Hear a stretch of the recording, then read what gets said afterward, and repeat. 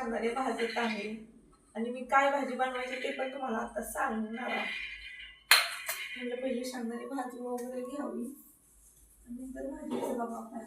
आता भाजीला वगैरे फ्रीजमध्ये तर आमच्या काहीच नाही. एक आहे ते फक्त फ्लावर, तुम्ही बघू शकता फक्त फ्लावर, पण तो उद्यासाठी ठेवले कारण की मला कामावर जावं लागतं आणि तो डब्याला काहीतरी न्यावं लागतं म्हणून ते त्याच्यासाठी ठेवलेलं आहे.